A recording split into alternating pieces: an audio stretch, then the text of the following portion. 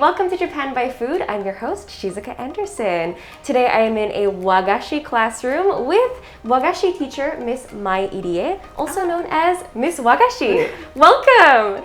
Hi Shizuka-san, welcome to my kitchen. Thank you so much. I'm so happy to be here today. Very nice to meet you. Nice to meet you too. How long have you been making Wagashi for? It is 2004 that I first took my Wagashi lessons from the local Wagashi chef, and then I started teaching my Wagashi in my class from 2017. Oh, that's fantastic. And have you been teaching in English this whole time?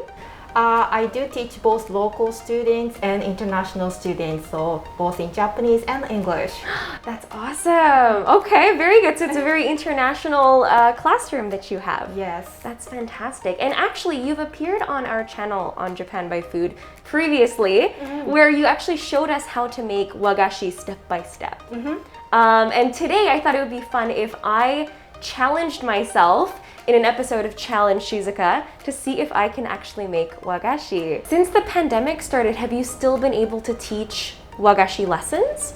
Oh, I can't teach wagashi classes in person like before, but the good news is that there is an online intensive course which together with buyfood.com and myself created this content, and this is available now.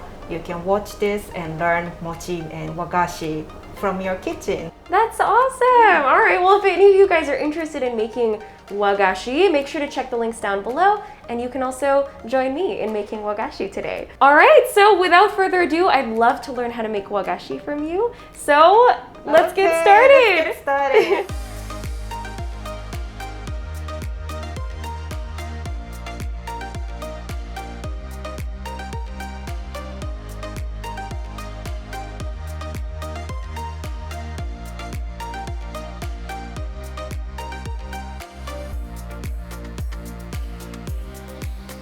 All right, so we've just seen the step-by-step of how to make wagashi by Miss Wagashi, and now it's my turn to try. I'm very excited.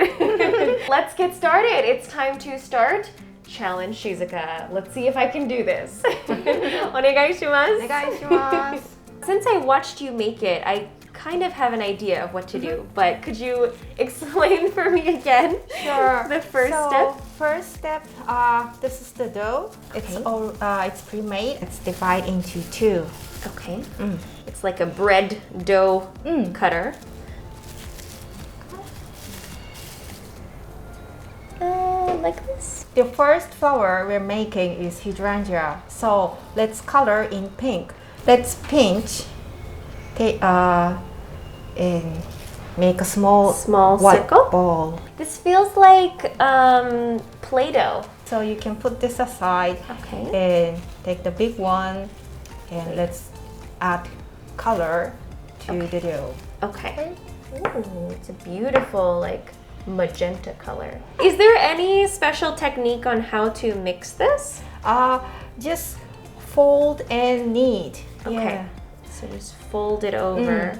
Because this dough is made from sugar, glutinous rice flour, and white beans. So I guess the more you knead it, the stickier and sugarier it feels.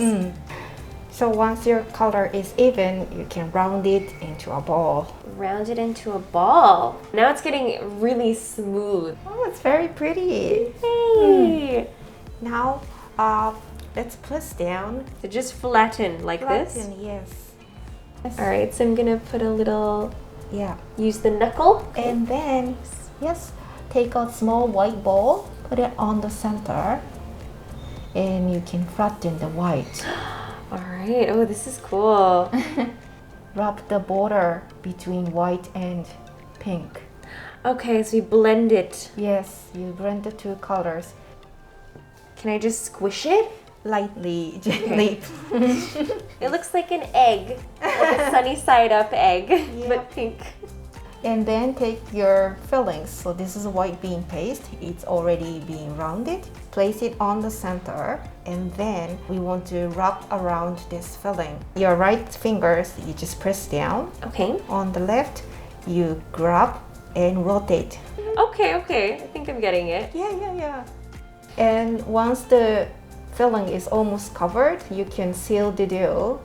Okay, so I just kind of squeeze the top. And then I can just roll it out maybe. Yes, and then round it and make a smooth round surface. And then roll it? And roll it. So this white part will be top and the sealed part will be the bottom of the flour. Okay. We will press down again. So with your hand, lightly press down, very lightly.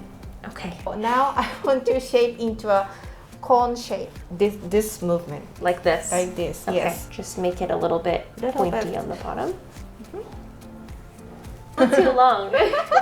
Yeah, just put on your table. Okay. Okay, so take a skewer and mark the center. Just make a dot.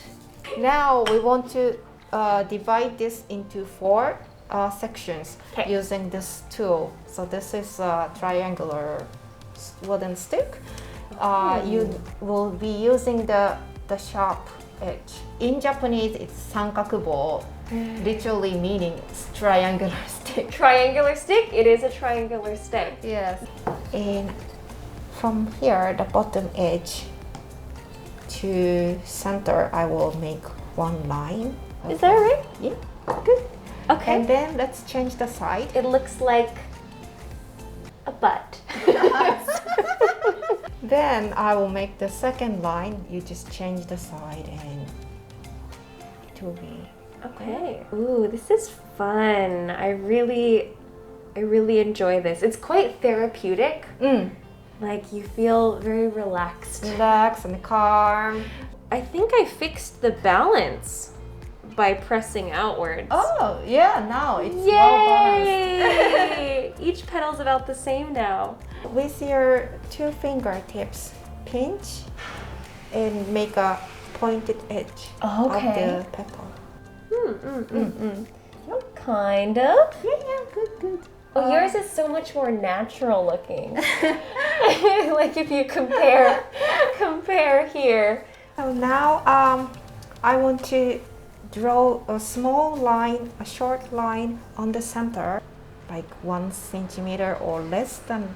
Your lines are so much cleaner. Now hydrangea is complete. It's finished! Yay! Wow, beautiful for the first attempt. Oh, I'm so happy to hear that. Your petals are very even. It's not as difficult as I expected, but definitely need to work on my techniques a little bit. Maybe if I make it again, I can improve. And So- what type of flower is the second one, by The the way? second flower is sunflower, so Okay. it's perfect for summer. That's right. All right. I think the sunflower one looked a little bit more difficult. Do you think it's more challenging than the hydrangea? It is, but the basic technique is same as the previous one. It's just they have more lines to draw on, but it's not so complicated. So let's try. Okay, let's try. Let's see if I can do this.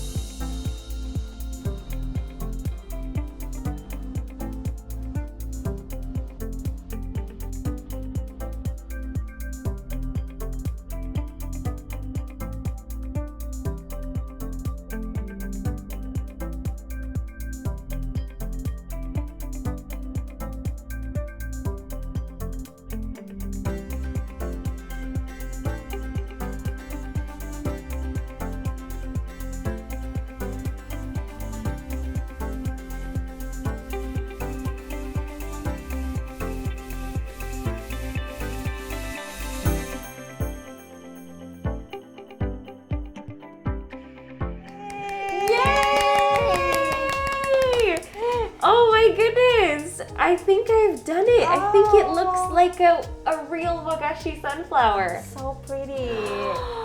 Thank you so Amazing. much. This is so much fun. This one is mine, and this one is Miss Wagashi Sensei's design. They are, as you can see, the hydrangea definitely needs more work on my part, but I'd say the sunflower turned out way better than I expected. I think what's great about this is once you've kind of learned a couple of the techniques, it becomes a lot easier to do, you know, multiple times. Yes. Just now that we've at the very end, I just want to ask you if you could rate my final product. What would you give me from 1 to 10? If 10 is the best, 1 is the worst. That would be, I think, 10. Are you serious? Because you did so well on the second flower, I want to give 10 for the sunflower. Oh my goodness.